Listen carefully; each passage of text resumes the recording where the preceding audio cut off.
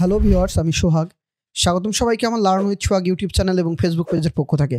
আজকে আবারও হাজির হলাম খুবই চমৎকার ছোট্ট একটা ভিডিও নিয়ে, কিন্তু অনেক ইনফরমেশন থাকবে। আজকে আমরা কথা বলবো এভিয়েশন টাইপের ডিজাইন, এভিয়েশন বা প্লেন বা অ্যারোপ্লেন যেটাকেই বলেন, এটাকে বলে হলো অ্যালফাবেট ডিজাইন। অ্যালফাবেটের ডিজাইন বহু রকম হয়, আমি কয়েক স্যাম্পল দেখাবো। এবং কিছু ক্রিটিক্যাল অ্যালফাবেট ডিজাইন আছে যেটা প্রচুর চলে, কিন্তু আপনি ইউটিউব খুঁজে ওই টাইপের ভিডিও পাবেন না, সেটা আমি সামনে দেখাচ্ছি। তো alphabet, pilot, aviation, plane, aeroplane এই নামে ডিজাইনগুলো চলে। দেখেন টেক্সট দিয়ে সুন্দর করে সাজানো, এই যে টেক্সট দিয়ে সাজানো। তো আমি যদি আমার ইলাস্ট্রেটরে চলে যাই, দেখেন বেশ কিছু জিনিস আমি একটু ওপেন করে রাখছি। তো এই টাইপের ডিজাইনগুলো কিভাবে করে সেটা নিয়ে কথা বলবো। এবং যদি আপনারা এই যে ডিজাইনটা চুলের ভিতরে লেখা, যে আপনার এই অ্যালফাবেট দিয়ে ইনফোগ্রাফিক টাইপের ফন্টগুলো সুন্দর করে সাজায় এই ডিজাইনগুলো কিভাবে করতে হয় ফেসের সাথে, এই ভিডিওগুলো চান তাহলে অবশ্যই কমেন্ট করতে ভুলবেন না। আপনাদের মতামতের উপরে ডিপেন্ড করে এই ভিডিওটা আসবে, কারণ এই ভিডিও নিয়ে আপনি বাংলায় ভিডিও খুব কম পাবেন।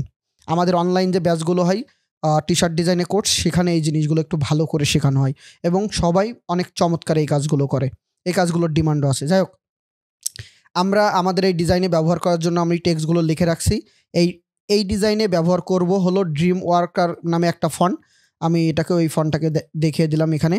তো ড্রিম ওয়ার্কার ফন্টটা হলো গুগলে যদি সার্চ দেন আপনি হলো এখান থেকে পেয়ে যাবেন। এই আসলে এটা ডাউনলোড করে নিতে পারবেন।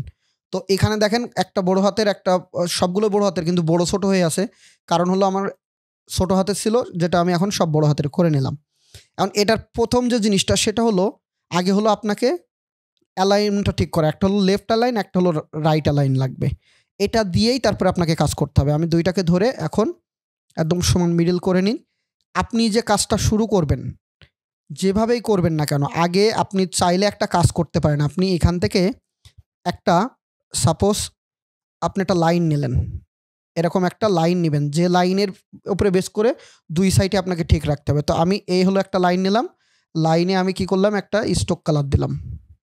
ওকে, বোঝার সুবিধার্থে আমি কিন্তু কাজটা একটু ঘোরাই পেঁচাই করতেছি, কারণ খালি বোঝার সুবিধার্থে। আর এটাকে আমাদের বেশ কিছু কাজ করতে হলে আমাদেরকে এটাকে এক্সপান্ড করে নিতে হবে, কারণ এক্সপান্ড ছাড়া করা অনেক টাফ হবে। আমি একটাকে কপি করে রাখলাম, এটাকে ধরলাম, এটাকে দুইটাকে ধরে ক্রিয়েট আউটলাইন অথবা এক্সপান্ড, ক্রিয়েট আউটলাইন করে নিলাম। এখন আমি এই লাল কালারটা Ctrl+2 দিয়ে লক করে ফেললাম। সরি, আমি একটু একটা কাজ করব, ঠিক এইটাকে রিফ্লেক্ট করে নিব, রিফ্লেক্ট কপি করে নিব, কারণ হলো আমার এটাও আমার কিন্তু এই সাইডেও লাগবে। আমি এই সাইডটা নিয়ে নিলাম, দুইটাকে একটু লক করে দিলাম, সিলেক্ট করে Ctrl+2।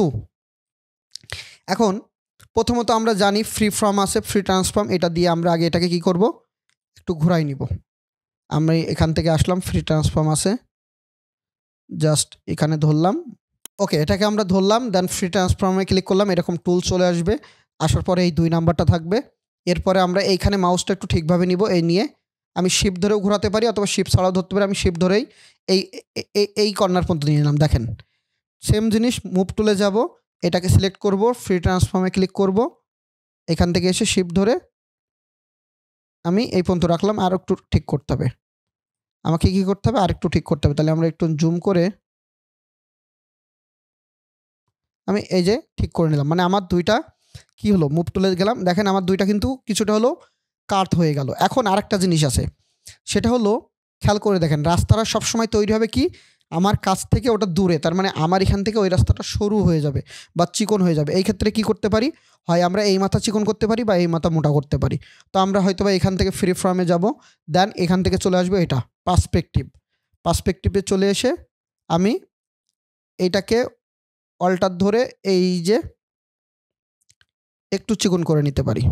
এই যে দেখেন, আবার এই মাথাটা একটু কি করতে পারি, চাইলে মোটা করতে পারি, কিন্তু আমি এই মাথাটা ঠিক রাখতে চাচ্ছি, ওইটাকে একটু চিকন করে নিলাম। আমি জাস্ট আমার আন্দাজ মতো একটু চিকন করে নিলাম, মুভ টুলে গেলাম, এটাকে ধরলাম, আবার ফ্রি ফর্মে যাব, 3 নম্বর টুলসে থাকবো, এখান থেকে অল্টার ধরে আমি ওখান থেকে যতটুকু করছি এখানেও দেখেন সেই হিসেবে করতেছি।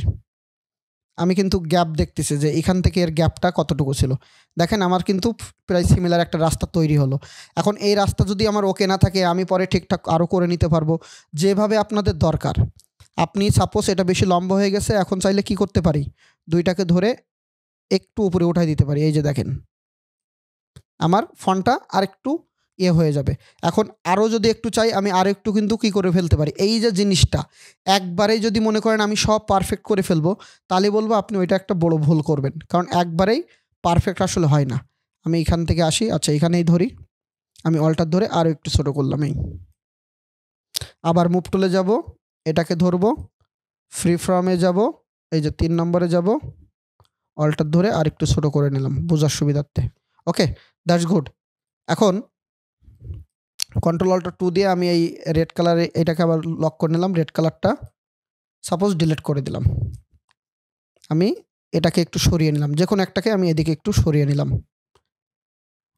আচ্ছা, অ্যালাইন ঠিক আছে, অ্যালাইন ঠিক আছে। এখন এর ভিতরে পথটা তৈরি করতে হবে, তার আগে আমাদেরকে এই ভেক্টরটা আনতে হবে। আমরা এটা প্লেনের একটা ভেক্টর রেখে দিছি, এটাকে ইউজ করব আমি।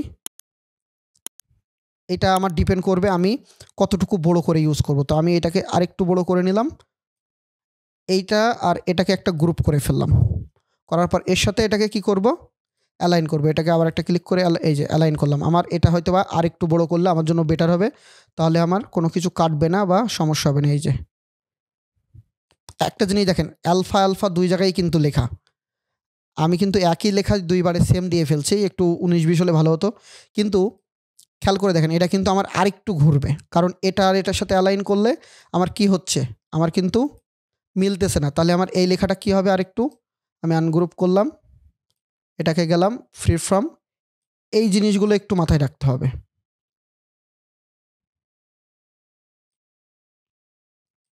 এটা ঘুরবে, এটা আমার আরেকটু এইদিকে আসবে, শিফট ধরে আমি এখানে দিয়ে দিলাম সাপোজ, ব্যাস। এখন আমার কাজ কি, এখন হলো কাজ হলো এই জায়গা থেকে আমার একটা পথ তৈরি করা। পথটা হতে হবে কেমন, যে আমার এমন একটা পথ হতে হবে যেন আমি চাইলে সবগুলোকে সেম নিতে পারি। অবশ্যই পথের যে থাকে ওইটাকে আমি প্রথমে তো এই দিলাম, তারপরে দিলাম হয়তোবা একটু বড়। আমরা একটা লাইন নিয়ে লাইন গ্যাপ দিয়েও করতে পারি, সেটা হলো কেমন আমি একটু দেখাই। সাপোজ আমি এখান থেকে এটাকে নিলাম, স্ট্রোক দিলাম রেড কালার বোঝার সুবিধার্থে, এটাকে আমি বাড়ালাম,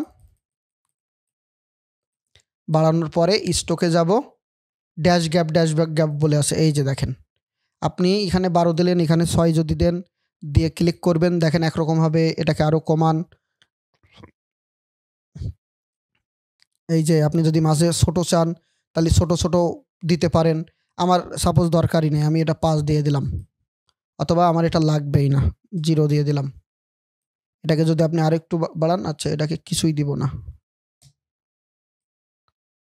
ডিপেন্ড করবে আপনি কতটুকু বাড়াচ্ছেন, কতটুকু দিচ্ছেন।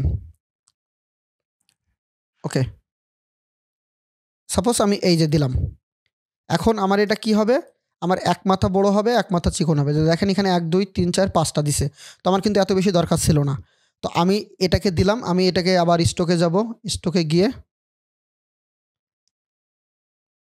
আচ্ছা এটাকে আমি আর একটু করে দিই, দেন এটাই ক্লিক করতেছি, এই যে